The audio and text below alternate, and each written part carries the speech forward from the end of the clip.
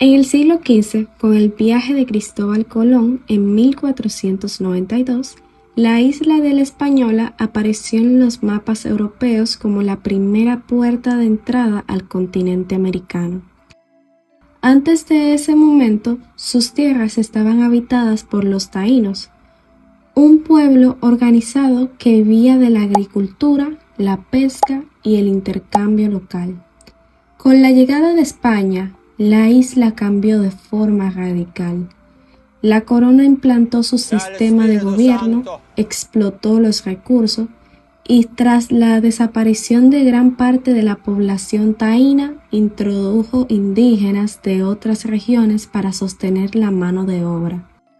Mientras tanto, en el siglo XVII, Francia comenzó a presionar desde la isla Tortuga, expandiendo su influencia hasta el oeste de la Española. Su modelo económico se basaba en plantaciones de azúcar y café, sostenidas por la llegada masiva de esclavos africanos. España, por su parte, mantenía un sistema más limitado, apoyado en la ganadería y el comercio regional, lo que marcó una diferencia profunda en el desarrollo de cada lado de la isla. Así, entre tensiones coloniales, economías distintas y poblaciones diversas, se fue preparando el escenario que más adelante daría origen a la línea fronteriza dominico-haitiana.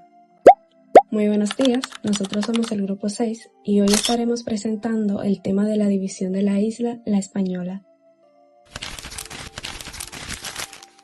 ¿Cómo se formó la frontera entre República Dominicana y Haití? ¿Siempre fue así?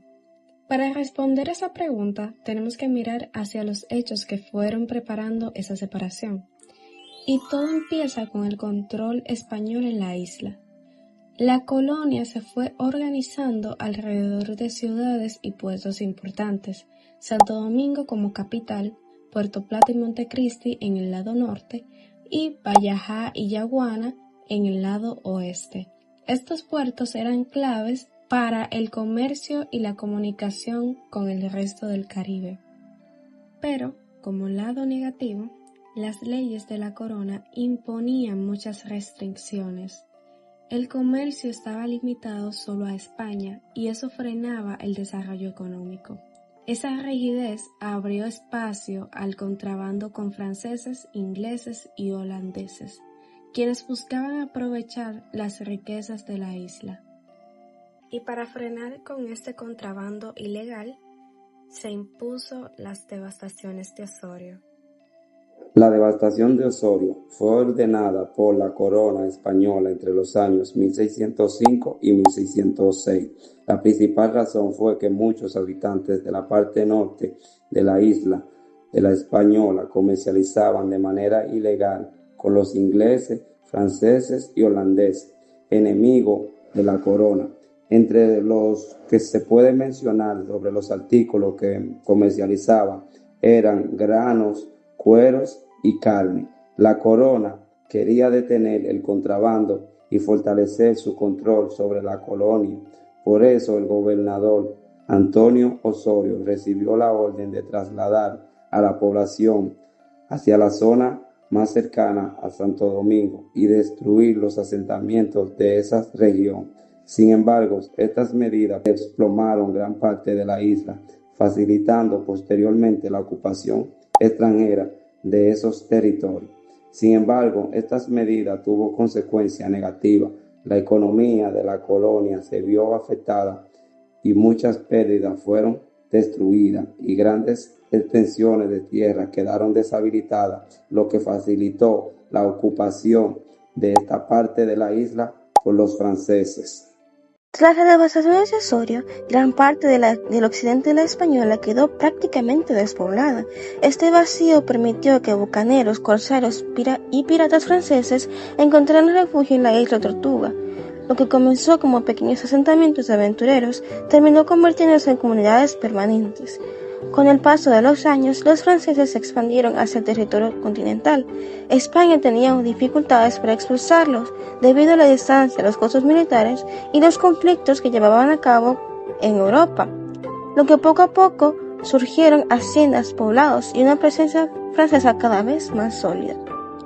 Después de décadas de conflictos entre Francia y España, el Tratado de Ryswick de 1697 reconoció oficialmente la soberanía francesa sobre el occidente de la isla. A partir de este acuerdo nació formalmente Saint-Domingue. Por primera vez, la española quedó dividida entre dos imperios. España controlaba el este y Francia el oeste. Aunque la frontera todavía era imprecisa, este tratado marcó el origen de la futura separación territorial. Durante el siglo XVIII, ambas colonias evolucionaron de manera muy diferente. Santo Domingo mantuvo una economía basada en la ganadería, la agricultura y el comercio local. En contraste, Saint-Domingue desarrolló enormes plantaciones de azúcar y café. Para sostener esta producción, Francia importó cientos de miles de esclavos africanos. Gracias a este sistema, Saint-Domingue llegó a convertirse en una de las colonias más ricas del mundo. La división entre ambas colonias seguía siendo confusa. Los colonos ocupaban territorios disputados y surgían conflictos frecuentes por tierras, ganados y rutas comerciales. Para resolver estas tensiones, España y Francia firmaron el Tratado de Aranjuez en 1777.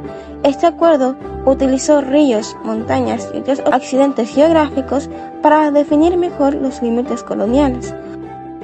A finales del siglo XVIII, Saint-Domingue era una colonia extremadamente rica, pero también profundamente desigual. La mayoría de la población estaba formada por esclavos africanos sometidos a duras condiciones de trabajo. La Revolución Francesa de 1789 difundió ideas de libertad e igualdad. Inspirados por estos principios y por el deseo de poner fin a la esclavitud, miles de esclavos hicieron una rebelión en 1791. Uno de los líderes más importantes fue Toussaint Louverture, quien organizó gran parte de la resistencia. La revolución se convirtió en una larga guerra contra el sistema colonial francés. Mientras la revolución avanzaba, España y Francia firmaron el Tratado de Basilea en el 1795. Mediante este acuerdo, España cedió Santo Domingo a Francia. Sobre el mapa, parecía que toda la isla quedaría bajo dominio francés. Sin embargo, los acontecimientos revolucionarios impidieron que esta situación se consolidara completamente. Napoleón Bonaparte intentó recuperar el control de Saint-Domingue enviando tropas francesas. Sin embargo, la resistencia continuó bajo su nuevo líder, especialmente Jean-Jacques Dessalines. Tras años de combate, las fuerzas francesas fueron derrotadas. El 1 de enero de 1804 se proclamó la independencia de Haití. El nombre fue tomado de Haití, una palabra utilizada por los taínos. La independencia de Haití fue un acontecimiento extraordinario. Se convirtió en la primera república negra independiente del mundo y en el primer país surgido de una revolución de esclavos exitosa. Desde ese momento, el occidente de la isla dejó de ser una colonia francesa y pasó a ser una nación soberana. Tras varios cambios políticos, el presidente haitiano Jean-Pierre Boyer logró extender su control sobre toda la isla. En 1822 desapareció temporalmente la división política entre el este y el oeste durante 22 años. Toda la española fue gobernada desde Haití. Sobre el mapa ya no existe una frontera interna. Las diferencias históricas, económicas y culturales desarrolladas durante siglos impulsaron movimientos independentistas en el este de la isla. El 27 de febrero de 1844 nació la República Dominicana. Con este acontecimiento reapareció la división política entre ambos territorios. Sin embargo, la frontera todavía no estaba claramente definida. Durante gran parte del siglo XIX y principios del XX, existieron disputas sobre la ubicación exacta de numerosos territorios. Ambos países negociaron acuerdos y realizaron estudios geográficos para establecer límites precisos. Finalmente, en 1929, se firmó un tratado que definió oficialmente la mayor parte de la frontera moderna. La línea que observamos hoy es el resultado de más de 3 siglos de cambios territoriales, conflictos, tratados, independencias y transformaciones políticas. En conclusión, la frontera actual entre Haití y República Dominicana no siempre existió. Su origen puede rastrearse desde el abandono del occidente tras la devastación de Tesoria, la llegada de los franceses, los tratados coloniales, la revolución haitiana, la independencia de Haití, la unificación bajo Boyer, el nacimiento de la República Dominicana y los acuerdos fronterizos del siglo XX.